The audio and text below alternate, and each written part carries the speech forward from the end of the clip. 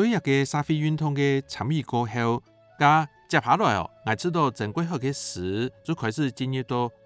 较重要嘅一个台湾主体建立嘅一个阶段。因对佢嘅事实地位，做得看到佢对一个台湾嘅土地、对台湾嘅族群、对台湾嘅历史，对一个当完整嘅佢自家思考嘅体内，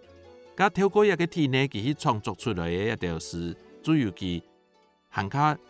沉重嘅一个力量，本人的土嘅世界，对佢嘅實際地度感受到佢對台灣一啲土地嘅熱情。首先嘅係對沙運嘅一個參與，喺1999年嘅時節，佢出嚟第三本嘅史實係台灣難民嘅心思。韓國一本史實出版嘅時節，已經53歲嘅。故所其實有講出係，捱到50歲過後，將開始因為自家係個詩人，因為接下來佢差唔多係1年1本嘅當有質量創作嘅速度來去出版佢嘅史實。故所就算係50歲過後嘅一個創作，點都係咧透過佢嘅以前嘅經歷，嗰個佢嘅使用嘅經歷，本佢嘅詩有一個當豐厚嘅內涵過後，再透過佢嘅文字，然後去呈現出來。故所台灣難民嘅心思地位，主要當到當成熟嘅詩作，然後咧對地度看到佢對台灣嘅歷史族群，尤其係對台灣早期，包括原住民、平埔族等等一條想法。接下來都係今年2000年嘅時節就出版佢第一本嘅漢語史實《原鄉野合》，也係一本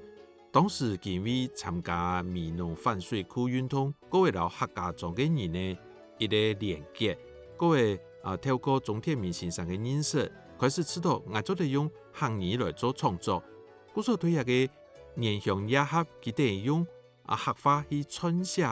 出來嘅。當有詩意嘅一個作品，也合表述時，咩成為佢當重要嘅一個代表作。接下來到2005年嘅時節，有姑娘嘅離場。2005年一個南方山水嘅上歌，南方山水嘅上歌就會對詞語，包括相片、然後詩嘅一個結合，本人看到台灣一啲土地嘅美，韓國佢對一個土地嘅珍視和熱愛。接下來甚至了土地嘅上歌，用創詩嘅方式。來寫原住民，包括排灣族、然後布農族，還有鄒族去撰寫創詩。各位我本人看到一個原住民，佢對遠古時期對台灣一啲土地當方，佢哋去建立佢哋嘅文化，個一切延續到一下，一個當長嘅時間，一個文化嘅流傳，透過一個安樣嘅詩作來呈現。一條最多嘅本人去看到對規則沙運呢一個參與過程地度。佢用嘅老一個土地連結，韓國對一個土地認識嚟物嘅，這個老記對生命嘅一條想法，透過佢哋當好嘅詩嘅語言來呈現。